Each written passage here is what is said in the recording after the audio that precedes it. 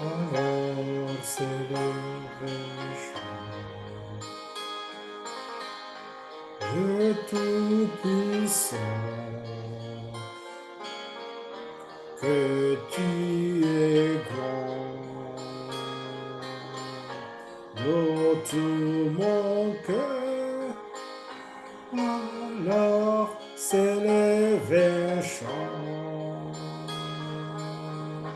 Dieu Tout-Puissant, que tu es grand. Dieu Tout-Puissant, que tu es grand.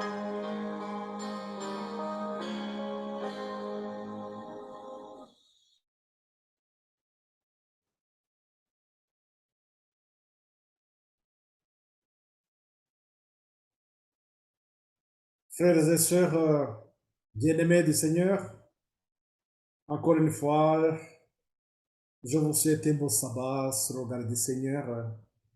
Nous allons bien sûr vers les heures du fin de la journée. Donc, comme je vous ai promis, je vous ai annoncé ça dès qu'on a tout terminé la première étude. Nous allons faire la deuxième partie. Et la première et la deuxième, comme il n'y a pas vraiment une grande complexité, vous allez suivre facilement.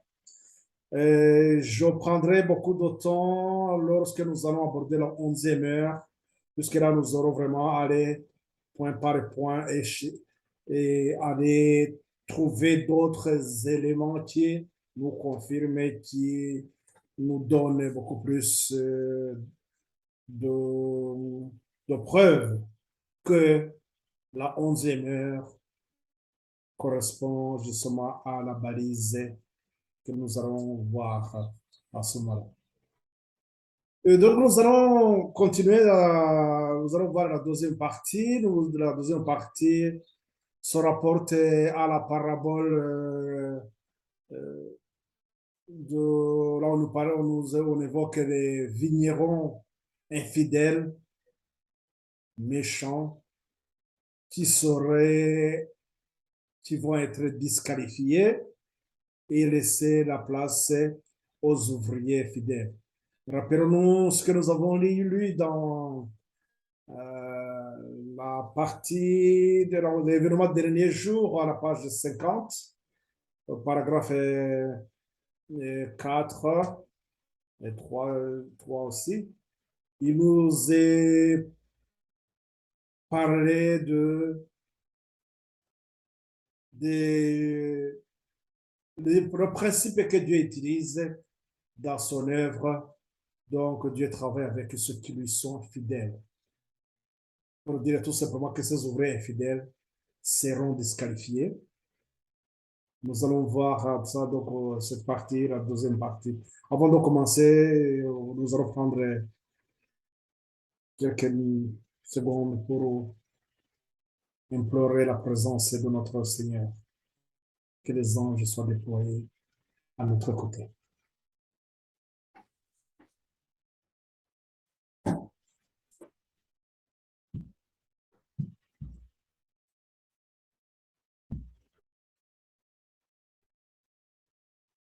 Grand Dieu, nous te louons, nous te bénissons. Honneur et gloire te soient rendus, Seigneur. Encore une fois, Seigneur, merci de tout ce que tu fais pour chacun de nous.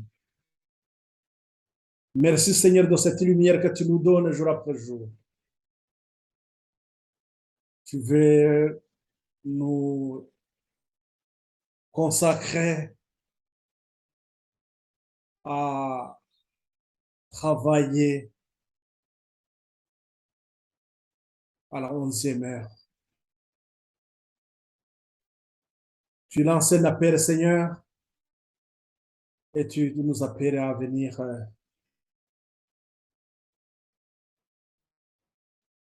dans la purification. Nous devons, Seigneur, être purifiés, blanchis, Merci Seigneur de nous accepter malgré notre indignité. Nous te remercions Seigneur de ton amour. Tu uses toujours ta patience. Merci Père. Veuillez nous qualifier Seigneur. Donnez-nous Seigneur tout ce dont nous avons besoin. Nous voulons te présenter aussi ton Église dans son ensemble. Que tes enfants Seigneur puissent se réveiller et comprendre le temps dans lequel nous sommes. Et comprendre surtout que la fin du temps de grâce est proche. Merci Seigneur de nous préparer. Merci de nous encourager à tenir le flambeau. Que ton nom soit loué Seigneur. Nous te remercions de déployer aussi tes anges pour que cette étude, cette histoire des vignerons infidèles, marionnettes, méchants, nous sert, Seigneur, d'un avertissement, que nous soyons des ouvriers qui attendent leur maître et qui ont fait aussi, qui ont terminé la tâche. Merci de tout ce que tu pourras pour que nous puissions terminer cette œuvre, Seigneur. On est pour la gloire de notre Seigneur Jésus-Christ. Nous te remercions, Père. Amen.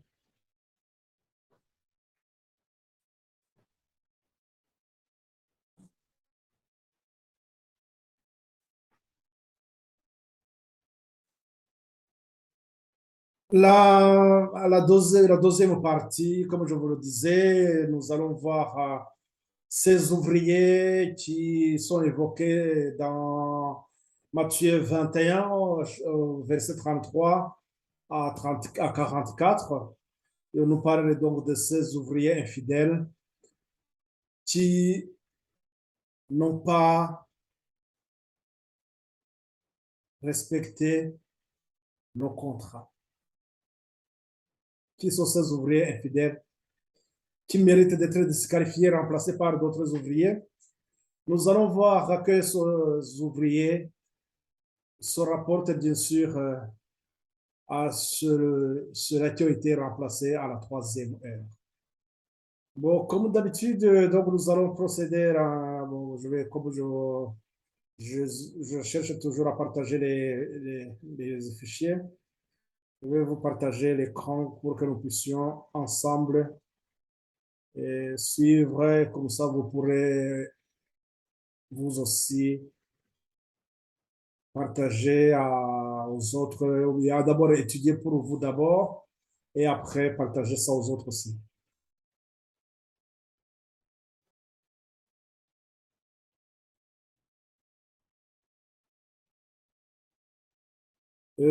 Donc, nous allons voir la,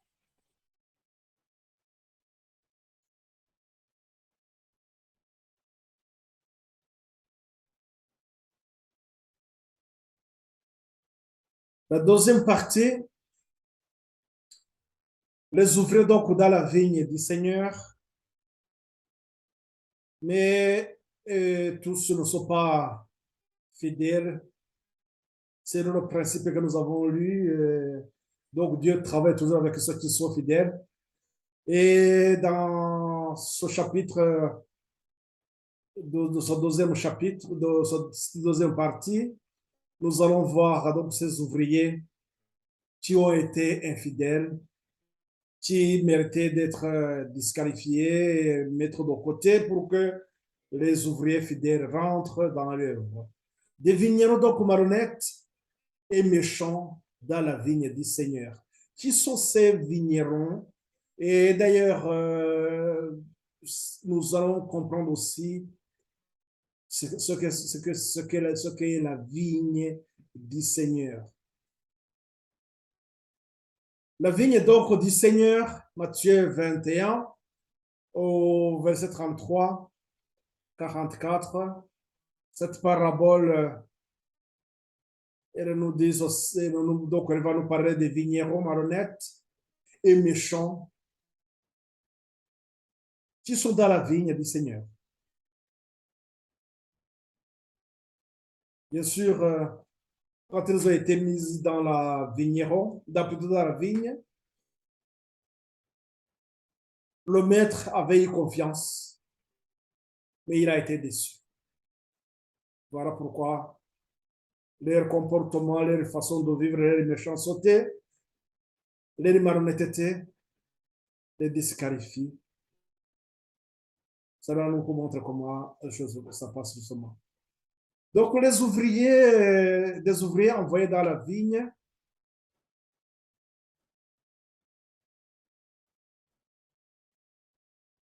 la vigne dans Matthieu 20, on nous passera dans cette parabole de Matthieu 20, nous avons vu que le royaume des cieux est semblable à un maître de maison qui sortit dès le matin afin de louer des ouvriers pour sa vigne.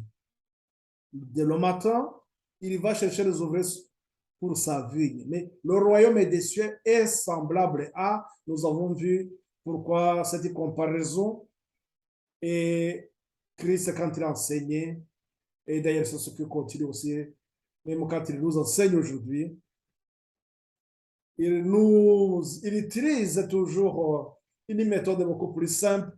Il parle sur des choses que nous connaissons pour qui vont nous aider à aller beaucoup plus dans la réflexion et avoir aussi une idée claire de ce que nous devons faire. Donc, l'évangile, il s'agissait toujours donc de l'évangile, mais donc, le royaume de grâce, ce royaume de grâce qui un jour, bien sûr, prendra fin. Et quand il dit qu'il va prendre fin, nous avons un moment où ce temps, justement, est proche. Le royaume donc de grâce il a été ratifié quand? Le royaume de grâce a été ratifié à l'an 31. Ça, je ne vais pas y revenir, nous avons vu ça. Vous pouvez lire aussi dans la tragédie des siècles à la page 371, 75 plutôt, premier paragraphe, donc il nous montre comment c'est à la croix que le royaume de grâce a été ratifié. Donc ce royaume de grâce il va arriver à sa fin lorsque Christ va terminer son œuvre, lorsqu'il va se lever. Daniel 12, lorsque Michael se lève. Nous avons vu dans la première partie comment dans cette ligne que c'est la fin aussi du message du troisième ange. Dans la fin de ce message du troisième ange, nous avons vu aussi qu'il y a le temps de scellement. Nous avons eu la pluie de la saison. Nous avons vu que le grand cri sera à ce moment-là, il y aura une puissance. Et cette puissance va amplifier, bien sûr, le message du troisième ange. Et donc, ce qui nous fait comprendre que les ouvriers de la 11e heure, ceux qui vont travailler à la dernière heure, ils sont aussi dans ce moment-là où le message est annoncé, est proclamé avec puissance. Et c'est ce que nous avons aussi dans ce qui nous est annoncé justement dans la tragédie des siècles, là où nous parlons de le dernier avertissement.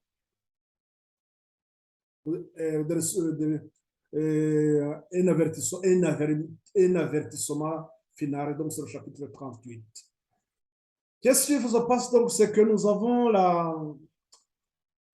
nous avons vu que donc ce royaume de grâce et ces ouvriers, nous devons les comprendre aussi dans la perspective, dans la perspective prophétique.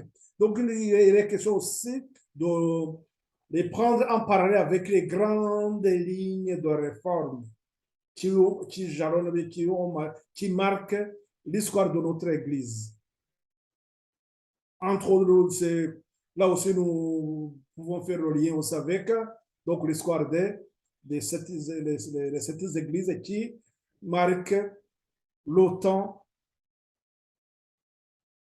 les différents temps de l'histoire de l'Église. Dieu donc travaille avec ceux qui lui sont fidèles. Et c'est pourquoi Matthieu donc 21, 33 à 44, là où nous allons évoquer les ouvriers infidèles. Ces ouvriers infidèles, c'est notre ligne. J'ai marqué les Lévites. Pourquoi les Lévites? Nous allons voir. Parce que pour que je évoque les Lévites, il faudrait que on arrive à comprendre la corrélation qui est entre la vigne et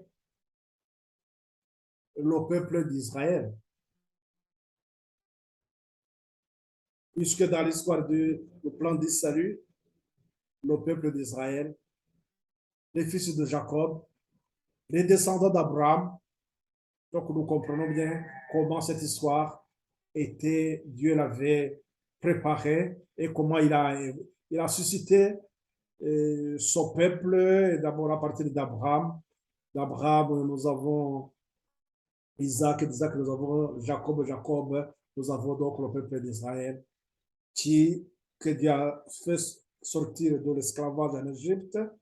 Et la suite de là, vous allez vous connaître, puisque c'était dans le plan que le Messie devrait naître des tribus de Juda. C'était les prophéties qui devraient suivre. Et lorsque nous voyons donc que c'est Matthieu 21, 33 à 44, c'est ce que nous allons voir. Bon, je me permets quand même aussi de vous montrer que nous sommes toujours dans cette histoire de ces grandes lignes de réforme.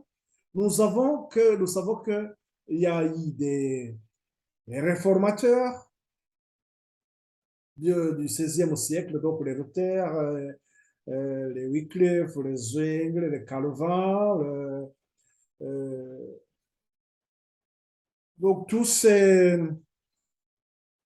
ces grands réformateurs qui ont contribué à la lutte contre l'apostasie. Vous savez, nous avons compris que c'est avec l'Apocalypse 12 qu'ils devraient fuir l'Europe pour aller en Amérique. Donc, c'était aussi l'accomplissement de la prophétie. Donc, là, je suis en train de tout simplement de vous baser sur l'histoire. Et ces réformateurs, il était en train de préparer une grande ligne de réforme qui va avec donc le message de 3 anges, Apocalypse 14. Et c'est le message de 3 anges qui vont constituer la dernière portion de l'évangile. Cette grande ligne donc de réforme qui va préparer un peuple qui terminera l'œuvre. C'est pour cela que nous avons donc le message du 3e ange, comme nous l'avons vu dans la 2e partie, ce message qui doit se terminer avec une grande puissance. Bien sûr, ça suppose qu'il doit y avoir une préparation parce que ceux qui vont accomplir cette tâche, cette responsabilité, c'est qu'ils doivent être aussi qualifiés pour ça, consacrés pour ça. Et cette consécration, c'est une consécration qui n'est pas faite par l'imposition des mains, mais ils sont qualifiés par l'Esprit de Dieu qui va agir sur le cœur des gens. Parce que ces personnes, ils auront écouté les conseils des témoins fidèles et ils vont chercher à se conformer. Donc, ils vont se purifier. Rappelez-vous le texte que nous avons lu, c'est dans Promesse écrit aussi à la page 300, non, 247, si je me rappelle bien. 243, nous avons vu que il est dit que Christ n'est pas venu parce que le peuple de Dieu n'était pas prêt, d'une part, ou bien ce n'était pas encore le moment, mais autre chose aussi, même tout ce qu'il faisait comme préparation, il y avait des choses qu'il faudrait revoir dans leur vie. On dira, c'est lorsque, donc, au moment où ils allaient avoir des appointements, et ils nous disent aussi que ces gens qui attendaient, aucun de leur regard ne s'attardait sur cette terre, mais de nouveau, une nuée enveloppa ceux qui attendaient, et je les vis tourner leurs yeux fatigués vers le sol. Je demandais la raison de ce changement. L'ange qui m'accompagnait me répondit, ils sont de nouveau déçus. Donc ça, c'est le deuxième désappointement. Donc c'est en 1844. On arrive en date du 22 octobre. La fin de 2300 soir et matin. Et ils sont de nouveau déçus. Ils sont de nouveau déçus dans leur attente. Jésus ne peut pas encore venir sur la terre. Ça, nous avons vu. Donc, même sur, non seulement sur le plan interne, si on voit dans une vision interne que l'Église même n'était pas prête, mais la vision externe aussi. Donc, quand on parle de la vision externe, je vous rappelle, donc c'est-à-dire on est en train de voir l'accomplissement des événements. Donc, c'est-à-dire qu'on est en train de voir les trompettes. Donc, dans l'accomplissement des événements, le moment n'était pas encore arrivé. Là, je vous évoque toujours l'Apocalypse 13, qui était loin d'être le moment de s'accomplir. Et donc, pourquoi? Donc, ils doivent supporter les plus grandes épreuves pour lui. Parce qu'ils doivent supporter des grandes épreuves. Plutôt des grandes épreuves pour lui. Entre autres, ils doivent faire face à la bête et son image. Donc, ils doivent passer par la détresse de Jacob. Mais avant de passer par ces moments d'épreuve, qu'est-ce qu'il nous dit? Ils doivent abandonner les erreurs et les traditions des hommes et se tourner résolument vers Dieu et sa parole. Nous sommes donc, il faudrait aussi que toutes les erreurs qu'ils avaient accumulées, donc ils n'étaient pas vraiment dans la vérité, la raison pour laquelle ils n'avaient pas compris que ce n'était pas le moment, puisque comme je l'ai évoqué dernièrement aussi, il faudrait qu'ils arrivaient à comprendre que Dieu ne pouvait pas revenir avant, Jésus ne pouvait pas revenir avant d'avoir accompli la dernière phase, le jugement. Autre chose qu'il devrait donc se tourner résolument vers Dieu et sa parole, entrer en relation intime avec Dieu, comprendre bien sa parole qui va anoblir les pensées et qui va reconduire donc dans la sanctification. Ils doivent être purifiés blanchis et éprouvés. Ceux qui triompheront de cette épreuve amère, ceux qui triompheront cette épreuve amère obtiendront une victoire éternelle. Qu'est-ce que nous pouvons comprendre si on fait le lien avec l'Apocalypse 17, 12 à 14? Nous comprenons bien que il va y avoir ce moment d'épreuve amère lorsque le peuple de Dieu sera donc dans la détresse de Jacob.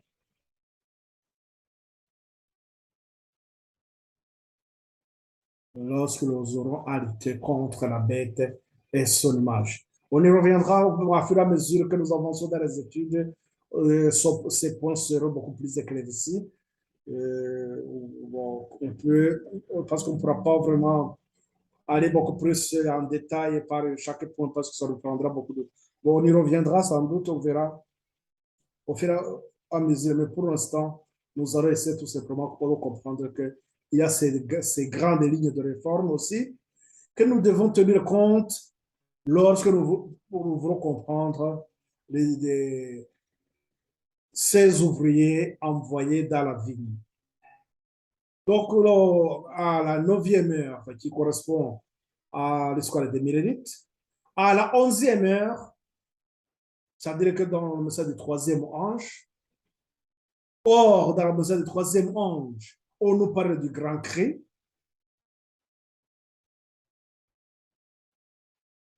Et ce grand cri, on nous parle de la diffusion de la pluie de la réelle saison. On nous parle du scellement. Et on nous dit qu'elle serait aussi purifiée et blanchie. On nous parle donc de cette puissance qui est l'Apocalypse 18. Et l'Apocalypse 18 vient pour amplifier le message du 3e ange. Et quand est-ce qu'il y aura l'amplification du message du 3e ange? Et dans cette amplification, nous l'avons dit tout à l'heure, dans la première partie, cette amplification, c'est l'Apocalypse 18, 4 et 5, il dit, sortez du milieu de mon peuple, quand est-ce que ce message sera annoncé? Donc, tout cela nous permet de comprendre à quel moment vraiment nous sommes. Bon, on y reviendra et là, donc au fur et à mesure que nous allons avancer, on y reviendra sur tous ces points. On reviendra sur la 6e heure, quand nous allons aborder la 11e heure.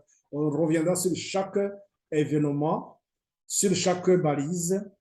Donc, on verra ce qui c'est. Donc, l'Apocalypse 18, remarquez que c'est l'Apocalypse 18 est en rapport avec les jours de la 11e heure. On verra beaucoup plus en détail à quel moment beaucoup plus précis, puisque dans le message d'Apocalypse 18, comme je vous l'ai dit, il y a toujours deux appels. Le premier appel au début qui est en rapport avec l'Apocalypse 14 aussi, au verset 8, qui nous parle de Babylone, ce qui nous renvoie à l'œuvre du 12e ange. Quand nous parlons de l'œuvre du 12e ange, cette deuxième étape, en faisant le parallèle aussi, on voit toujours la justice du Christ, la justification par la foi.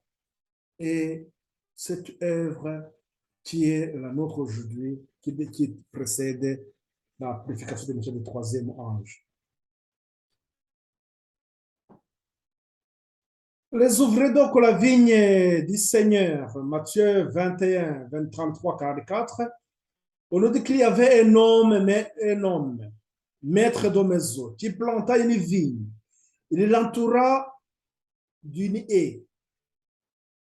Il creusa un pressoir et bâtit une tour, puis il la ferma à des vignerons et quitta le pays. Les vignerons s'étaient assis, les vignerons s'étaient saisis de ses serviteurs bâtir l'un, tuer l'autre et lapider le troisième. Ces vignerons à qui on a confié la vigne, on voit combien ils étaient méchants. Parce qu'ils ont bâti, ils ont saisi les serviteurs, ils les ont bâtis, ils ont tué certains et ils ont même lapidé d'autres. On verra combien donc ils étaient infidèles. Qui sont ces ouvriers qui sont comme ça? Lorsque Christ parle de cette parabole, nous allons voir que cette parabole de la vigne du Seigneur a été donnée aussi par Ésaïe, au chapitre 5.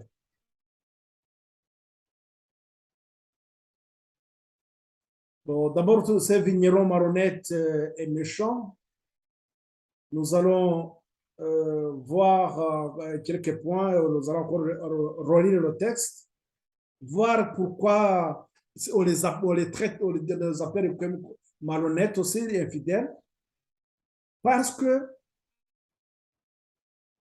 le maître attendait de quelque chose de ces vignerons. Il attendait quelque chose de sa vigne et les vignerons aussi devraient accomplir les tâches. Écoutez donc une autre parabole, comme il le dit dans Matthieu 21, 33, 46, mais c'est à 46, nous allons lire vite pour comprendre quelques points que nous aurons, sur que nous allons revenir. Donc, nous allons saisir quelques lignes très importantes dans cette histoire qui vont nous servir pour aussi comprendre ce qui va suivre après. Écoutez une autre parabole. Il y avait un homme, maître de maison, qui planta une vigne. Il l'entoura d'une haie, y creusa un pressoir et bâtit un tour, puis il la ferma à des vignerons. Il va louer ça, il va donner ça à des vignerons et il quitta le pays. Lorsque le temps de la récolte fut arrivé, soulignons le temps de la récolte est arrivé, il a envoyé ses serviteurs vers les vignerons pour recevoir le produit de sa vigne. Qu'est-ce que le maître attendait? Il attendait tout simplement les produits de ses vignes. Et les vignerons qui étaient dedans, ils avaient bien sûr des responsabilités qu'ils devraient assumer. Les vignerons donc s'étaient saisis de ces serviteurs, bâtir l'un, tuer l'autre et lapider le troisième. Il a envoyé encore d'autres serviteurs en plus grand nombre que les premiers et les vignerons les traitèrent de la même façon, de la même manière, de la même façon. Au verset 37, enfin, il envoya vers eux son fils en disant, ils auront du respect pour mon fils. Mais quand les vignerons virent le fils, ils dirent entre eux, voici l'héritier, venez, tuons-le et emparons-nous de son héritage. Ils se saisirent de lui, le jetèrent hors de la vigne et le tuèrent. Ils ont tué aussi le fils du maître. Combien donc ces vignerons sont malhonnêtes, méchants et infidèles. Au verset 40, maintenant, lorsque le maître de la vigne viendra, que fera-t-il à ces vignerons? Ils lui répondirent, il fera périr misérablement ces misérables et il affermera la vigne à d'autres vignerons qui lui en donneront le produit au temps de la récolte. Jésus leur dit, n'avez-vous jamais lu dans les Écritures la pierre qu'on rejetait, ce qui bâtissait, est devenu la principale de l'angle? C'est du Seigneur que cela est venu.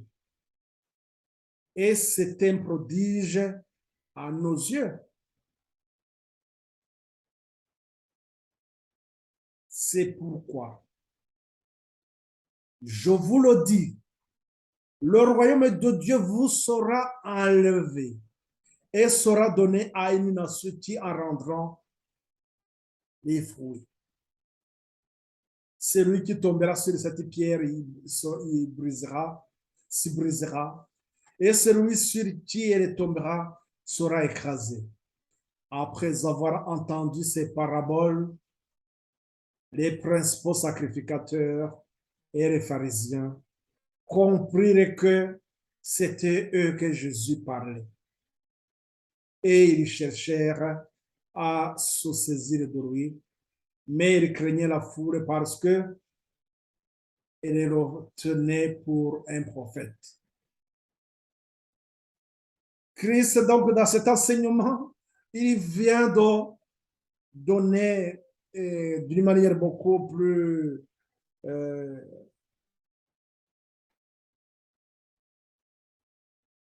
indirecte.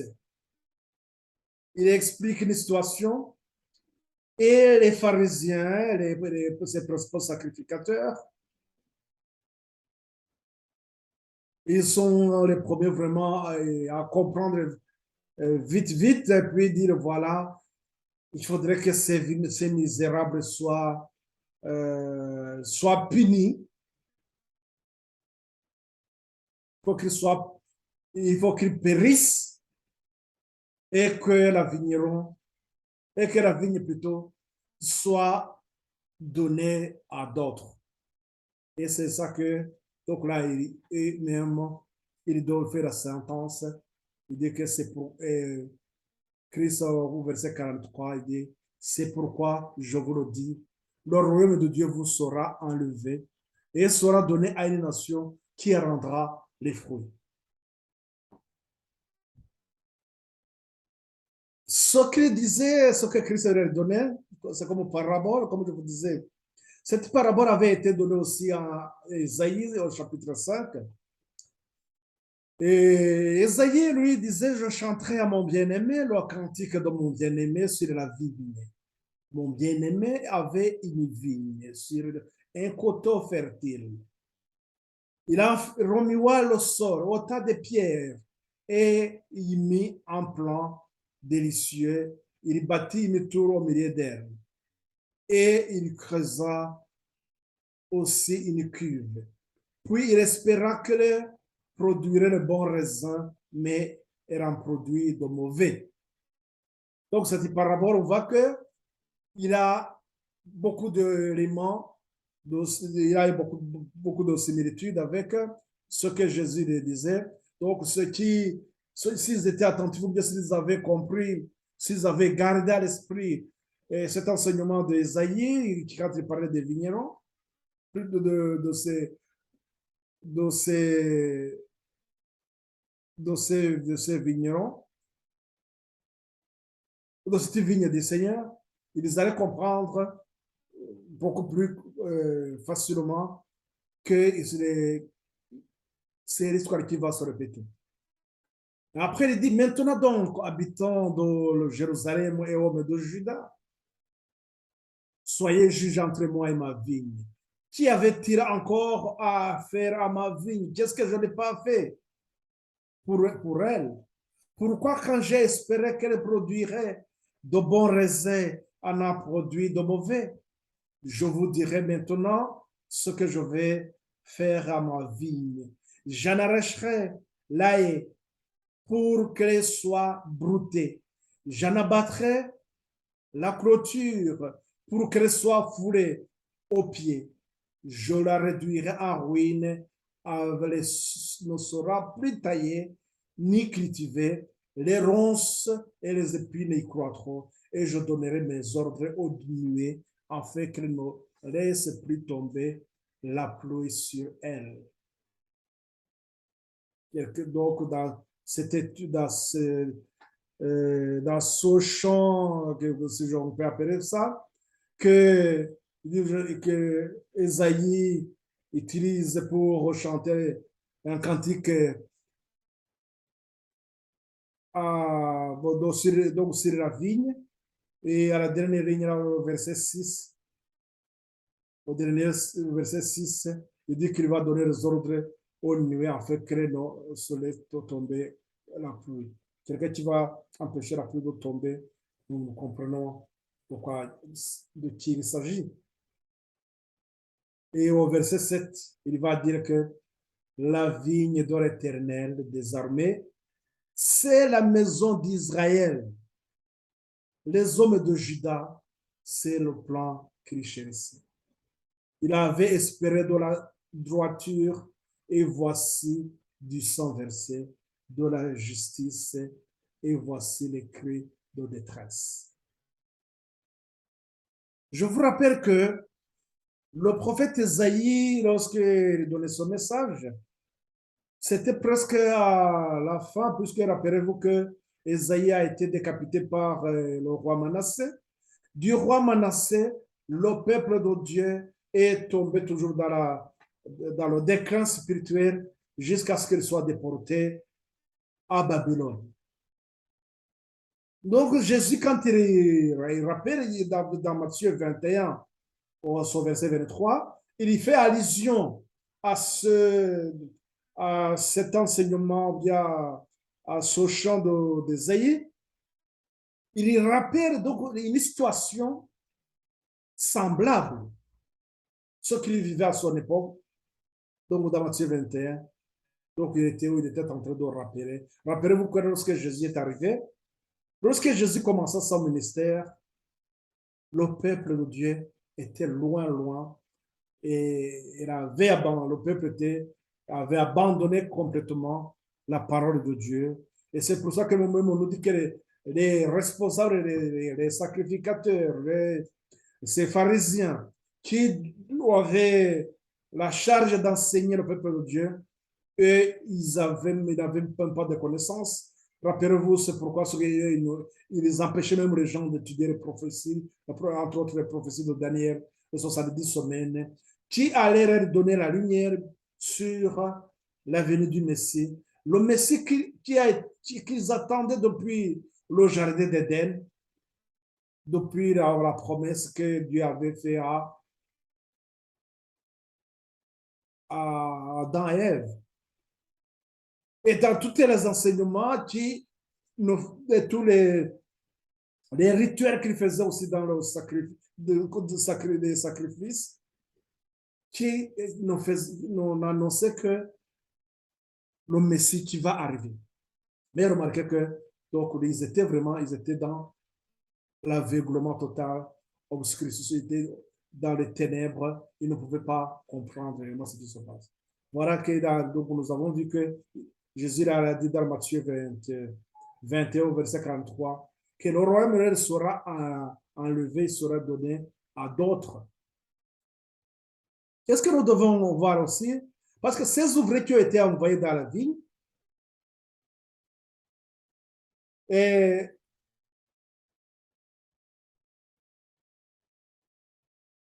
comme nous venons de voir donc Matthieu 21, 33, 44, qui rappelle donc cette situation aussi qu'Esaïe avait évoquée, on vient de nous faire comprendre que la vigne, donc c'est le peuple, c'est son peuple Israël, et que Judas,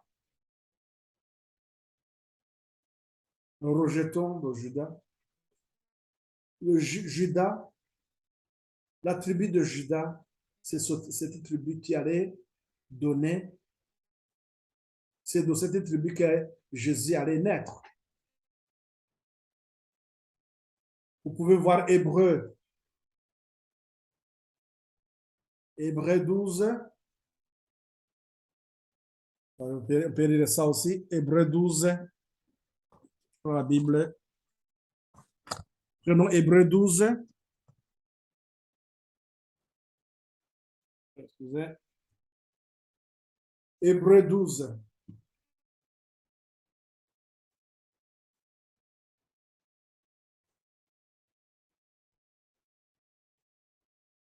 Hébreu 12 au verset.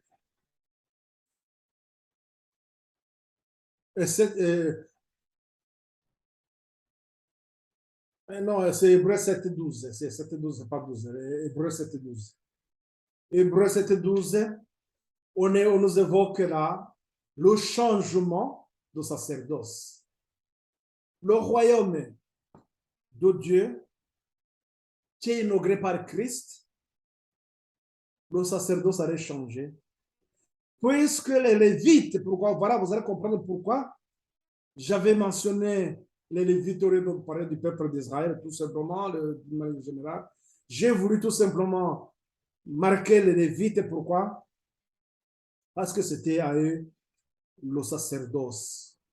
Et le sacerdoce, c'était pour conduire, bien sûr, le spirituel du peuple. Et c'est ce qui a manqué dans ce peuple de Dieu. Hébreu 12. Donc, c'est comme les sacrifices allaient. Les sacrifices allaient. Là, le type avait rencontré l'antitype.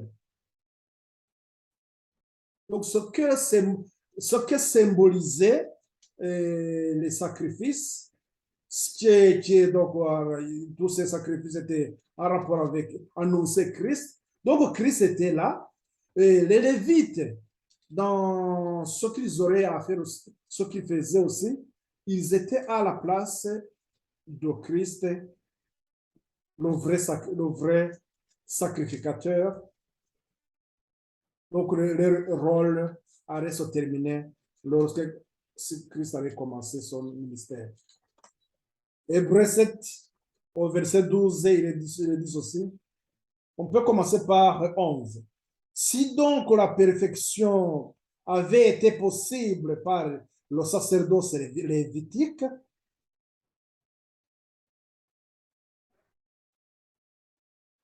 si donc la perfection avait été possible par le sacerdoce lévitique, car c'est sur ce sacerdoce que repose la loi donnée au peuple. Était-il encore nécessaire qu'il paraisse un autre sacrificateur selon l'ordre de Melchisedec et non selon l'ordre d'Aaron? Car, au verset 12, le sacerdoce étant changé, il y a aussi nécessairement un changement de roi. Et en effet, celui de qui ces choses sont dites appartient à une autre tribu dont aucun membre n'a fait le service de l'autel. Car il est notoire que notre Seigneur est sorti de Juda, tribu dont Moïse n'a rien dit pour ce qui concerne le sacerdoce.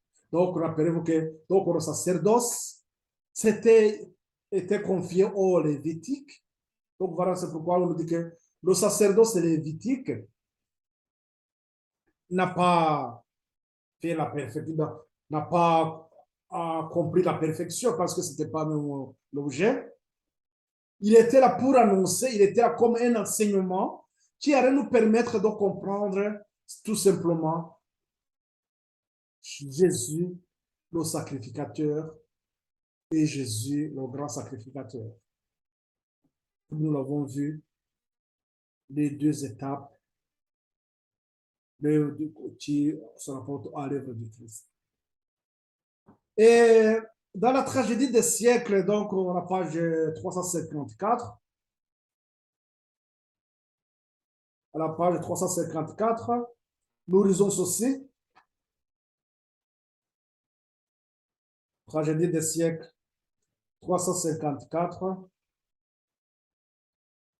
Au paragraphe 3, vous pouvez faire une recherche aussi sur Internet. Vous pouvez voir Tragédie des siècles 354.3. Il nous est dit ceci, 354.3.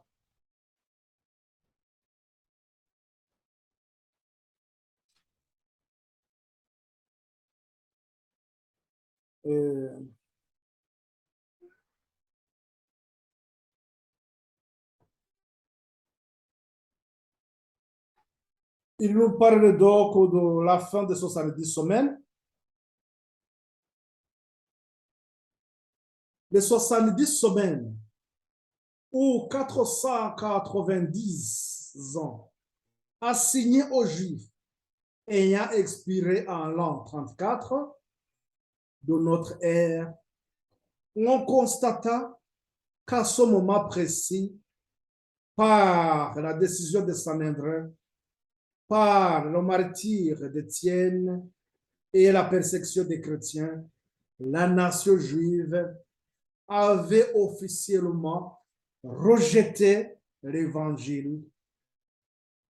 Donc, ils ont rejeté l'évangile. À la 34, la fin du temps de probation pour ce peuple, ou bien pour ces ouvriers infidèles, malhonnêtes, méchants, qui ont massacré, qui ont tué les prophètes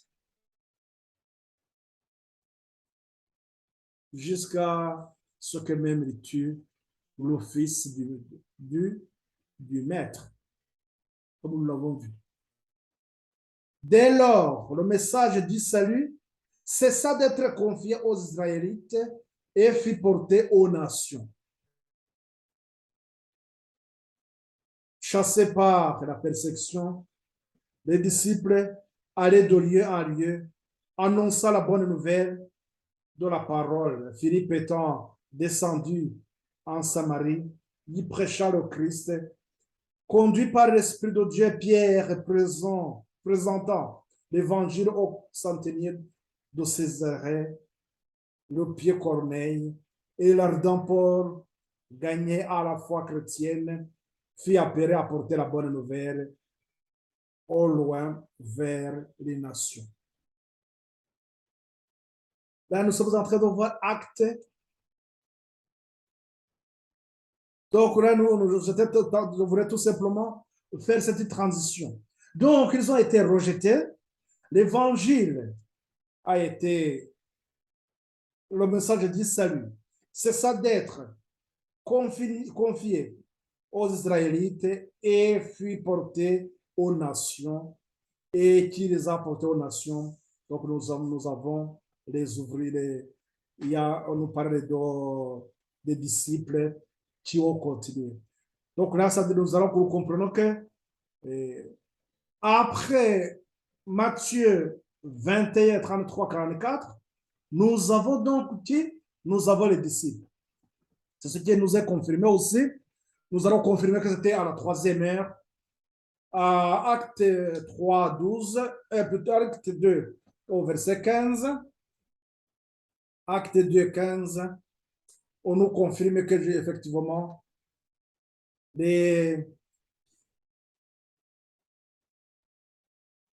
ce sont des disciples. Lorsqu'ils ont eu quoi? L'effusion du Saint-Esprit, ils commencent, donc ils sont qualifiés, ils sont consacrés à une mission. Et c'est ce que nous venons de voir comment Philippe, Pierre et Paul et d'autres, comment ils ont commencé à répandre la bonne nouvelle aux nations environnantes. Et partout là où ils étaient chassés, jusqu'à à la lapidation d'Étienne. Donc, il y a la persécution des disciples. Ça fait qu'ils étaient obligés de fuir. Acte 2, donc 15. Et lorsqu'ils ont eu le Saint-Esprit, ils ont commencé à parler en langue. Je ne vais pas vous lire beaucoup d'éléments, beaucoup de détails. Seulement, je vais. Bon, donc, on peut commencer par 14, ce discours de Pierre.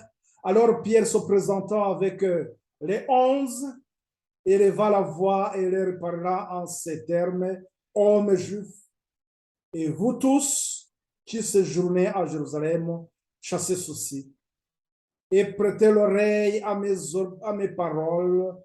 Ces gens, au verset 15, ces gens ne sont pas ivres, comme vous le supposez, car c'est à la 3e heure du jour. Mais c'est ici ce qui a été dit par le prophète Joël. Dans les derniers jours, dit Dieu, je répandrai de mon esprit sur toute chair. Vos fils et vos filles prophétiseront. Vos jeunes gens auront des visions. Ce que je voudrais souligner tout simplement, c'est que c'était pour vous montrer que les disciples, donc, à la 3e heure, c'est à ce moment-là qu'ils commencent l'œuvre. Donc là, nous venons de comprendre que nous venons de voir cette transition de la première heure. Donc, ces ouvriers qui étaient dans la vigne avant, à cause de leur infidélité, ils doivent être remplacés par les ouvriers à la 3e heure. Et ces ouvriers à la 3e heure, ce sont donc les disciples. Et nous avons vu que Ésaïe 5 nous a expliqué que donc, la vigne, c'est bien le peuple d'Israël. Et à la 3e heure, nous commençons l'ère chrétienne, ou bien l'église de Christ. Et cette église va passer par les 7 temps, les 7 périodes que nous avons dans l'Apocalypse 3. Plutôt l'Apocalypse à partir de l'Apocalypse 2 et ça continue à l'Apocalypse 3 aussi. Les 7 églises, c'est ce qu'on appelle les 7 églises, les 7 périodes par lesquelles l'église va passer. Donc, ça veut dire que à la 3e heure, nous sommes à l'église d'Éphèse. À l'église d'Éphèse. Donc, si vous ouvrez bien, les 7 temps, plutôt ces ouvriers, nous pouvons aussi les prendre en parallèle avec les 7 églises. Ça va nous permettre de comprendre justement cette histoire, comment cette histoire se déroule. C'est suivant les différents, ces 7 temps par lesquels l'Église passe jusqu'à la fin. Nous comprenons tout simplement qu'à la dernière heure, nous sommes donc dans cette période où nous sommes du 3e ange. Dans le 3e ange, c'est là où nous avons la Odyssée. La Odyssée qui est précédée par Philadelphie. Et Philadelphie avec Sardes, les deux constituent donc l'histoire des Millérites. Donc nous sommes du 1er et nous sommes du 2e ange. Donc là, nous comprenons bien comment nous pouvons l'approche que nous pouvons avoir dans ces études. Et nous, donc, c'est l'histoire, donc c'est là où nous voyons réformateur, nous avons donc l'Apocalypse 14 et nous avons l'Apocalypse 18. Ça, on y reviendra lorsque nous allons aborder donc l'Apocalypse, les ouvriers de la 11e heure. Nous allons encore beaucoup plus entrer en détail pour voir à quel moment donc les réformateurs arrivent. Et c'est ce qu'on appelle des millérites aussi. Les réformateurs, nous vous rappelons que les réformateurs étaient là pour préparer cette grande ligne de réforme. De même qu'aujourd'hui, nous avons bien sûr des ministères qui ont compris qu'il y a un problème. Donc, c'était à de tiédeurs qui ont compris qu'il faut qu'il y ait un changement, qui ont compris qu'il y a cet appel que Jésus adresse à son Église et qu'aujourd'hui, ils appellent les fils de Jacob à la repentance. C'est cela qui prépare quoi aussi? Qui prépare la grande ligne de réforme qui est en rapport avec l'Apocalypse 18. Nous verrons, je reviendrai car lorsque je vais vous commencer à vous montrer la dernière ligne de réforme, la dernière génération. Et c'est dans cette dernière génération là où nous avons les ouvriers de la 11e heure. Donc, il faut qu'il y ait une préparation pour arriver aussi dans dans ce moment de ce grand réveil. Je crois que je vous ai lu ça une fois dans le message choisi, volume 3, la page 441, si je me rappelle bien. La servante du Seigneur nous dit qu'elle a vu qu'il y a une grande ligne, une grande réforme, et ça se comprend que, comme on nous dit qu'à la fin, l'œuvre va se terminer avec une grande puissance qui passera ce qui s'est passé au cri de minuit, donc en 1844, et ce qui dépassera aussi ce qui s'est passé à la Pentecôte, donc à la 3e heure. Donc nous comprenons bien que il y a aussi une grande réforme qui doit s'opérer, un grand réveil qui doit se produire au sein du peuple de Dieu. Donc là où il y a ceux qui seront marqués, c'est purifié, blanchi, afin de pouvoir faire face à la bête et son image. Et mes frères et sœurs, donc aujourd'hui, on va s'arrêter ici. La prochaine fois, nous allons continuer avec Israël, que nous acquiert la vigne du Seigneur, comme on nous la montre dans Isaïe 5, au verset 7. Nous comprenons directement que l'Église est la vigne du Seigneur. Donc, cela veut dire tout simplement, lorsque nous parlons des ouvriers, nous comprenons les ouvriers dans la vigne du Seigneur, nous comprenons donc ces ouvriers qui ont les ouvriers de la 3e, la 6e, la 9e, 12e, la 11e heure. Ce sont ces ouvriers que Dieu envoie dans sa vigne. Ce sont les ouvriers que Dieu envoie dans son église. L'église d'Éphèse. Rappelez-vous que l'église d'Éphèse a un ange écrit à l'ange 2.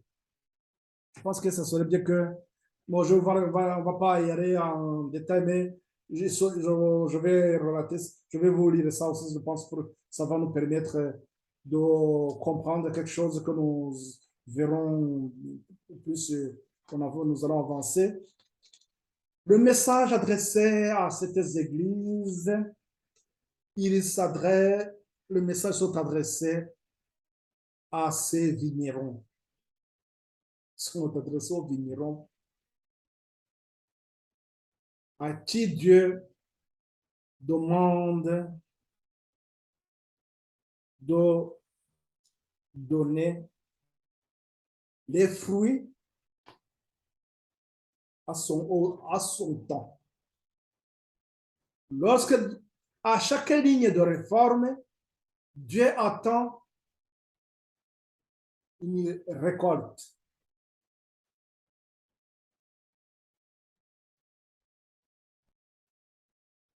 Rappelez-vous que les grandes lignes de réforme, ils sont toujours, il y a après la phase, l'étape, la première étape et deuxième étape, qui constituent le temps de préparation. Après, donc, il faut créer les fruits. Donc, l'Apocalypse au chapitre 2, là, on nous parle de ces églises.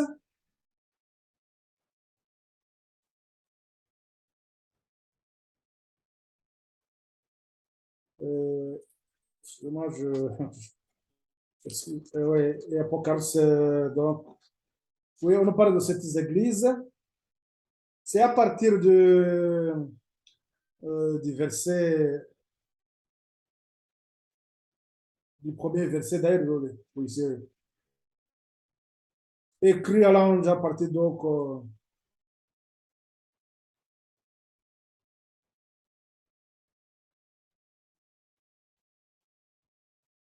à partir du premier verset, et nous continuons bien sûr à la dernière église, au chapitre 3, nous avons Sardes, après nous avons Philadelphie, et après nous avons l'Odyssée. Donc les quatre premières églises sont, nous les avons dans le chapitre 2. Au chapitre 3, nous commençons par Sardes, après nous avons Philadelphie. Mais toutes ces églises, il dit écrit à l'ange de l'église d'Éphèse. Après, il dit écrit à l'ange de l'église de Smyrne, écrit à l'ange de l'église de Pergame, écrit à l'ange de Thyatire, écrit à l'ange de Sardes, écrit à l'ange de Philadelphie, et écrit à l'ange de l'Odyssée.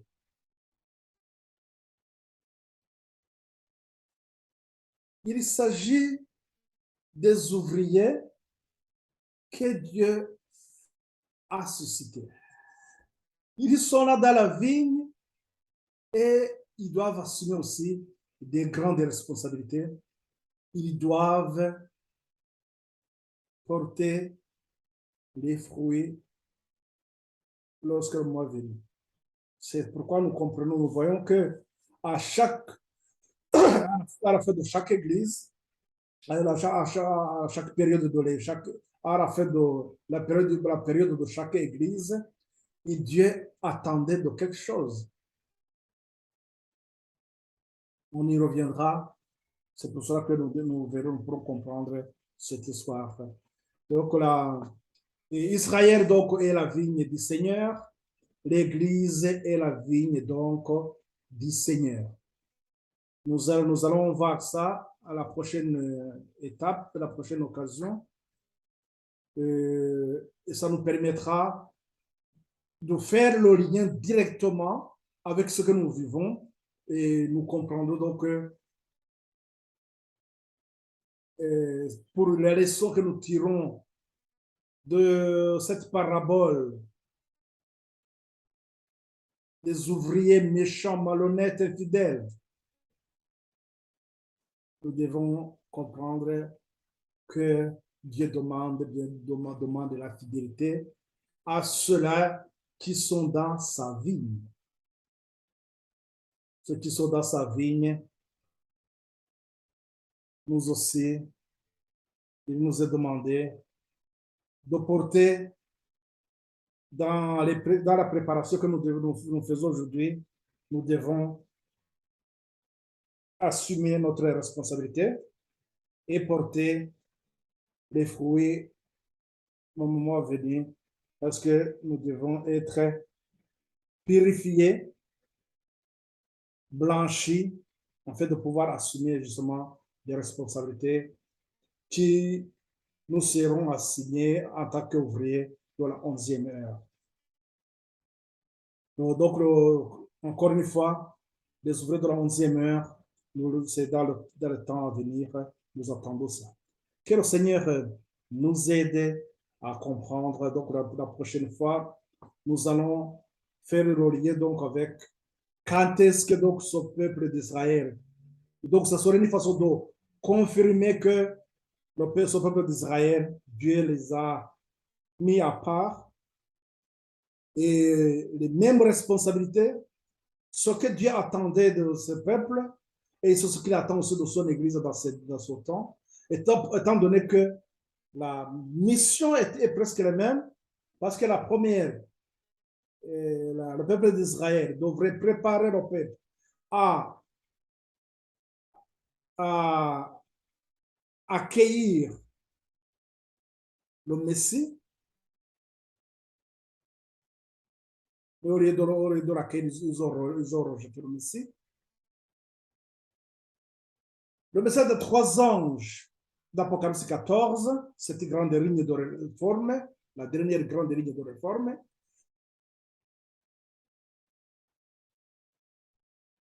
cette dernière ligne de réforme prépare aussi un peuple qui doit préparer les autres à rencontrer Christ à son retour.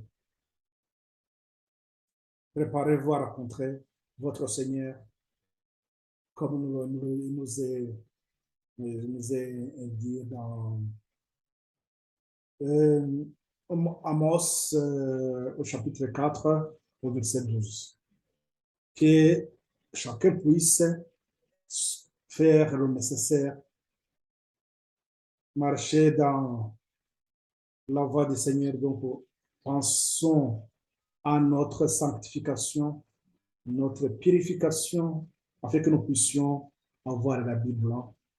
Et une fois nous avons la Bible blanche, nous pourrons nous présenter devant le Seigneur sans problème et nous pourrons faire face aussi à la bête. Nous pourrons combattre avec l'agneau et vaincre la bête et ces 10 rois qui vont soutenir la bête. Que le Seigneur vous accompagne et continue à vous soutenir, à étancher votre soif de la parole de Dieu. Prions pour remercier notre Seigneur.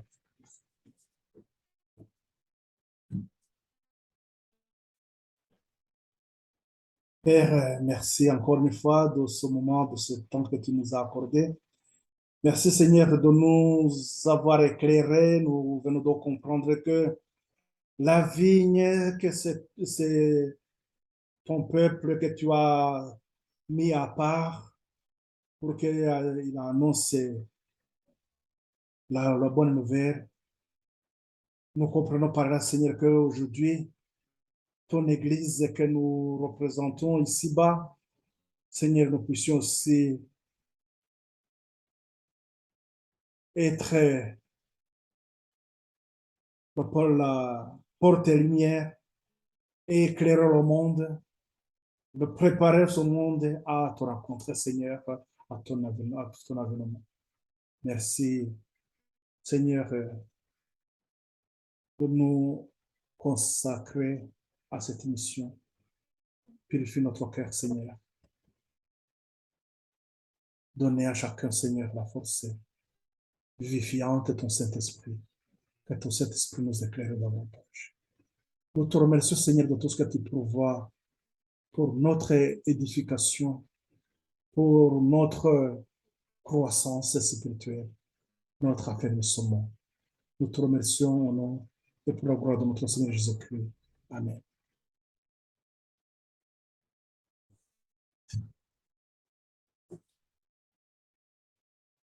Donc,